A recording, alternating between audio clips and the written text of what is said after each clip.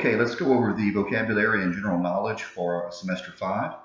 We have kosoto gake, small outer hook, tomonage, a circle throw, ippon seoinage, one-arm shoulder throw.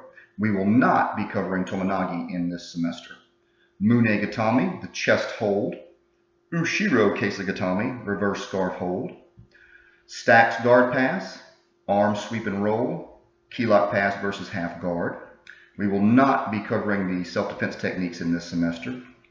Our vocabulary words are ko, which is small, soto is outer, gake is hook, tomoe is circle, and nage is throw. What is jitakiyoi, mutual benefit and welfare? What is ukemi, falling methods or ways?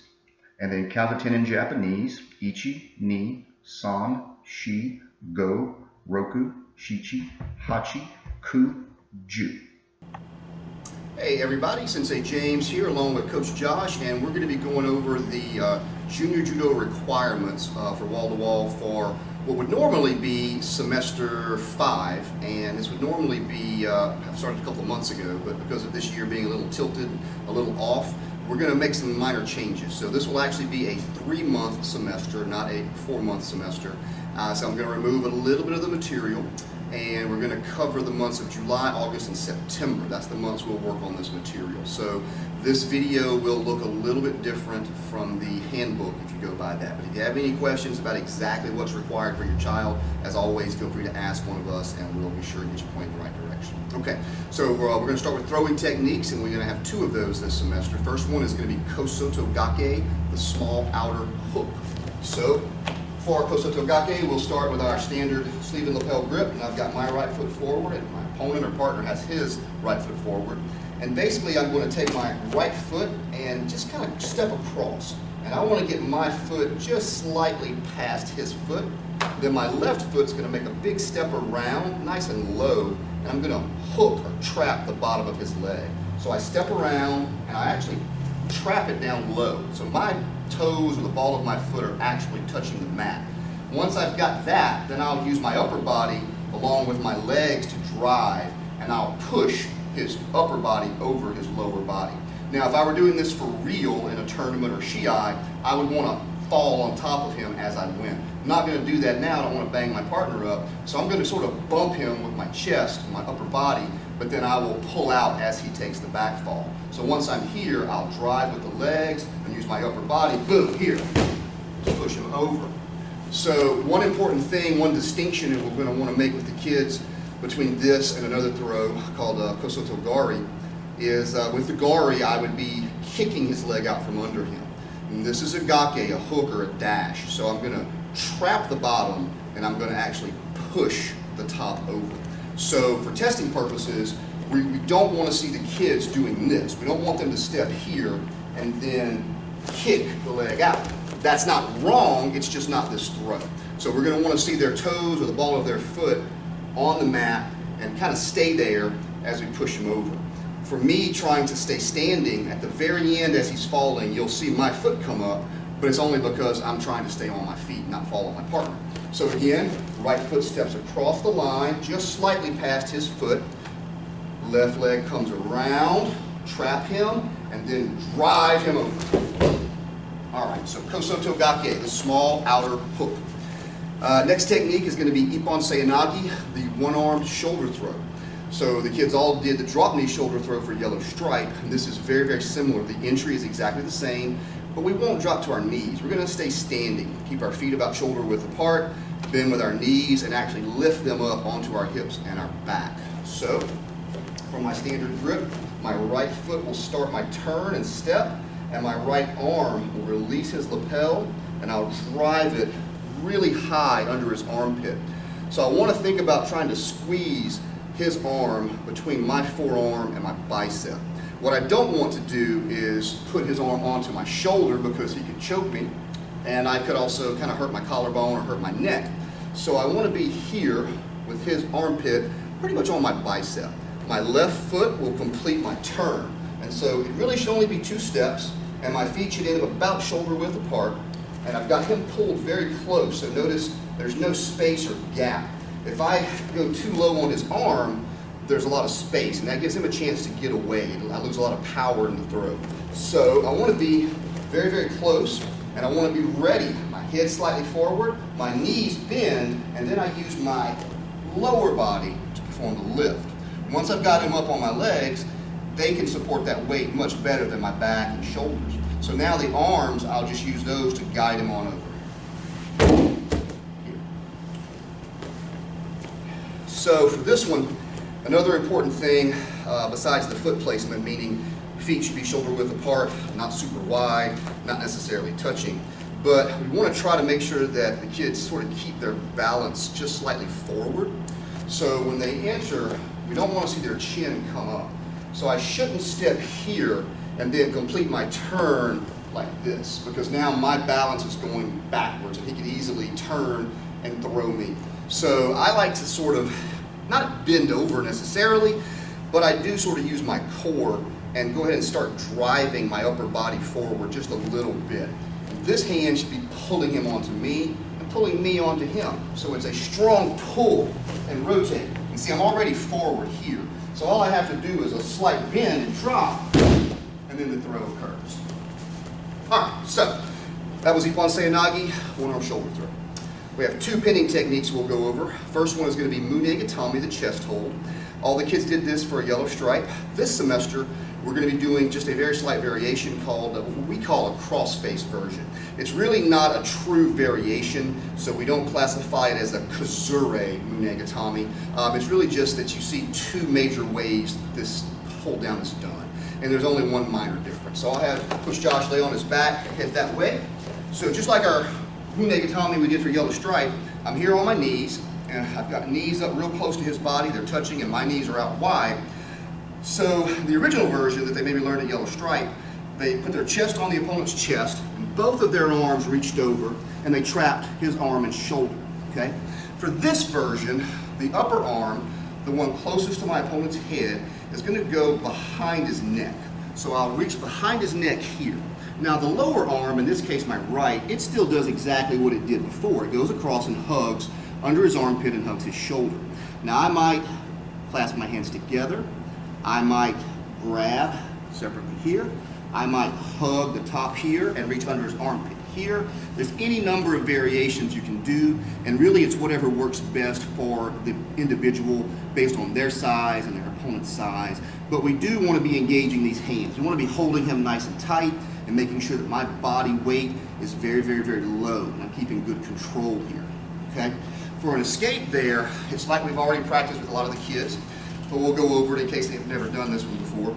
As soon as he realizes I'm going to pin him in the chest hold, he's going to, what we call frame up. He's going to get his elbows and arms inside like this. And that's important later in the teen adult program so that his arms aren't out, easy for me to do joint locks. And also he has his hands inside so that he could possibly protect his neck if I tried to do a choking technique.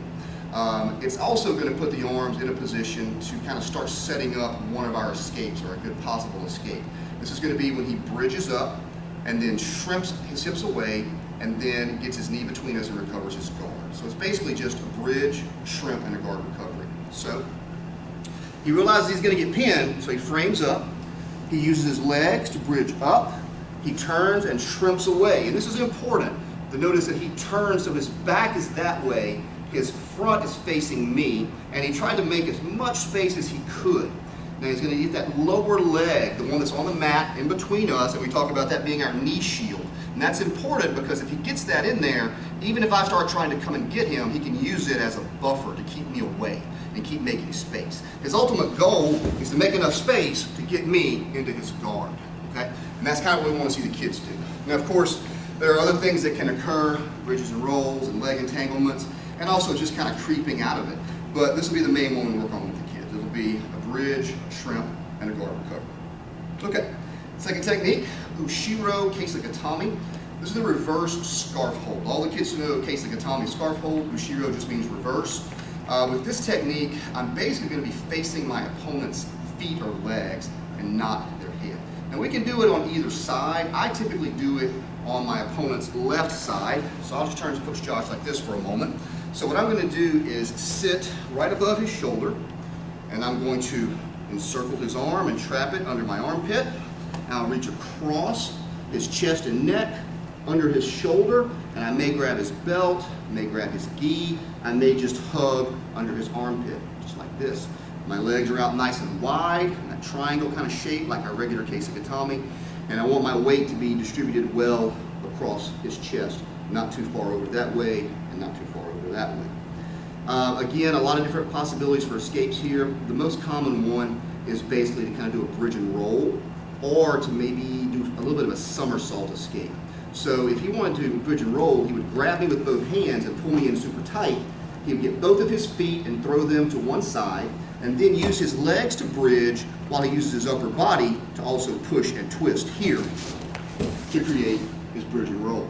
So it's really important, and the kids sometimes have a hard time remembering this, that when we do the bridges, we want to take our feet and throw them both as far to one side as possible, and actually put the feet on the mat and use that to lift. Use that for power, for a base. So we have to get our feet on the mat so we can lift up. Once we get our opponent's weight kind of up a little bit on our shoulders, it's a lot easier to roll them over. Okay. Another good possible escape here, if my opponent doesn't have a tight enough pin, would be for him to just basically take his legs and sort of somersault them this way over and then pull himself out. And a lot of times results in basically making me lay down. It's kind of what we would call a sit-up escape from Keisagatame, but in this instance, because it's a reverse Keisagatame, it's sort of a somersault sit-up escape, if that makes any sense. So, a couple of good possibilities there, and I'm sure we'll let the kids discover some of their own as we go through the semester like we always do. All right, we have a couple of miscellaneous mat work techniques, actually 3 this semester. So the first one is going to be the stacks guard pass. The kids that have been here for a while will remember this one. It is one of our kind of our basic or bread and butter techniques. It does reappear in the curriculum several times. It's just a good basic pass, one that they can utilize, and also one they are going to be hit with if they decide to compete in tournaments and things like that. So in this case, my partner's on his back and I'm in his guard. So if I were not locked in his closed guard, if I had space, I would just be able to drop my arms underneath. So I'm going to show that first. So we'll say I'm here, I want to pass his guard. He hasn't managed to pull me in and lock his ankles around me and stuff like that. So for the technique itself, what I'm going to do is shoot my arms underneath his legs, grab them, and I'm going to bring my arms across his thighs. Now, there's lots of different things you can do here. Some people like to hug both legs. Some like to grab their own arms. Some people don't hug the legs at all, but rather they will grab the belt at the hips or even on the side. And so any of those variations is okay. The way that I typically show it is to hug the legs with my arms and then lift up on my balls with my feet and start to drive his knees into his chest. And that action, me lifting and then pushing his knees into his chest, is why it's called the stack or stacks. I'm stacking him up. So I drive forward here, and notice how I'm getting my legs way back. He can't grab them very easily, okay? Before I start my pass, what I like to do is take the thumb on my left hand, reach inside his collar, and get a good tight grip, and keep my arm down across his chest, okay? So I was here, I stacked up here, that put me in very close proximity to his collar, so I grab it. Now I'm going to tiptoe around the side until I feel a lot of tension here, and I'll just kind of shrug my head and shoulders and let that pass. So it's kind of important that we do something to keep our opponent from getting away. And there's a lot of things we could do. For me, that's the reason I grab the lapel, is to give me a handle, because there's a moment just as I make the pass, just as his leg pops off my head and shoulder, if I didn't have control, if he wanted to, he could possibly roll that way really quickly and get away from me. So for me, I grab the lapel and use that to keep them in place. Now, if I were in my opponent's guard and he had me locked in, I would have to do some type of an action to break this technique first. I'm not going to be able to do this. He's not going to let that happen. So the most common thing we do there is our step back or separation pass. So for that, it's going to be hips, hands on hips, right knee in his tailbone, left one stepping way back to break his guard and create some space. As soon as it happens, if I want to do the stacks, as soon as I make this step and I feel his ankles unlock, then I'll take both hands, drive through, stack, grab, and pass. So most of the kids will already know that step back pass, but some of them will not if they've just moved up into this group. So we're not going to necessarily make them be responsible for the full separation pass, but they are kind of having to learn as well, because if you're trapped in guard, you're going to have to open the guard before you can do the stacks. All right, next one is going to be what we call an arm sweep and roll. And this happens when I'm on my back, I've got my partner or opponent in my guard. So for this technique, what I want to do is control my partner's arm. I might grab his wrist or I might grab his sleeve, and I like to move myself out to the side just a little bit while pulling them down. So I don't want to lay here and pull him on top of me. It kind of limits my mobility. Now I've got long enough arms that even if I mess up and do that, I can reach around and still grab. But a lot of the kids are not going to be able to do that. So what I typically say is to move out to the side a little bit as you pull them down. So sort of a shrimp to the side, pull them down. And now that gives me an angle here that I can sort of sit up and I can reach across. And I want to push this hand or wrist to that one. We'll try to grab the wrist if we can. If we can't, it is okay to grab the gi. We don't want to grab the fingers or thumb. We want to get the wrist or the gi. So I drive it up, get a good tight grip on it. Now I want to take him that way. So I'll shift my hips and turn my upper body, and I'll use this to pull him in that direction. So I shift and I use my leg a little bit to help out. See how it's kind of pushing to kind of get his hips moving? And this hand you can't see, but it's definitely pulling like this. And I can hold on to that, and I can actually use it as a part of my hold down, okay? All right, so the arm swing and roll. Arm sweep and roll, excuse me, arm sweep and roll. And we'll work on that a lot. The biggest problem I have found in the past with the kids is them being able to get that angle to sit up, to reach the arm around. They tend to want to stay in one spot, and then their arms can't reach. So we'll work a lot on getting that angle and being able to sit up. All right, last technique is going to be a pass versus the half guard. We call this one a key lock pass. Once you lay at a little bit of an angle like this. So when we say half guard, it simply means my opponent has got one of my legs trapped. If his legs were around my torso, it'd be the full guard. In this case, he's around one leg, so it's not the full guard, it's the half guard. For this particular pass, the first thing I want to do is kind of get some weight on my opponent, try to pin him to the mat, and I'm going to be sure my left leg, the one that's free, I'm going to spread it out as much as I can. I want to make a wide base so he can't roll me over. So I'm going to go chest to chest and let my left arm go behind his head. So I'll drop down here, drive my arm behind him, and then I'll put some pressure on him. And you can't see very well, but this leg, mine, is way back over there. If it stays close to his body, then he's going to really be able to sweep me over easily. So I want it out there, like an outrigger on a canoe, to make it hard for him to tip me over. If he tries to sit up that way now, I've got this leg to brace. If he tries to bridge me that way, I've got a hand that I can stop him with, and I'll keep this downward pressure. So for the key lock, what I'm going to do is just reach up and grab a part of his lapel. If it's not already pulled loose, I'll pull it loose, get some slack, and I'm going to drive it underneath his armpit and give it to this hand that's waiting on it, right there. And I'm going to pull that as hard as I can.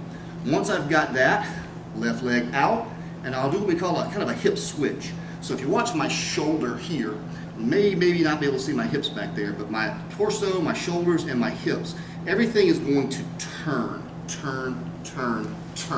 this way. And that means my shoulder and the very top of my bicep are going to be driving into my partner here. If we're doing this for real, against a real opponent, we would try to put as much pressure there as possible. We pull really hard here, push really hard there, and basically kind of squeeze their head and neck. Obviously, we don't want to hurt our training partners, so we want to put enough pressure there to make it real, but not be mean or abusive to our partners. So I'll turn and drive that in, keeping that leg out. Now I can sort of see what the arrangement is back here, what the problem is, what do I need to do to beat it. okay? And it's not always easy, even once we get here. They can really fight hard sometimes and make it tough to get out. It's important to not get in a big hurry, to keep this position and keep that downward pressure. And if you feel like your position gets weak, it's okay to stop and then just restabilize and re-secure your pin, your hold, and then switch back. So it might be as simple as me pushing his thigh that way and slipping my leg out. It could be. Not usually, but it could be. Sometimes I find for myself what I have to do is grab the pant leg of the top leg here, right around the knee, and I'm gonna give it a really hard pull or jerk upward, and at the same time my leg that's trapped, I'll kick it that way as hard as I can.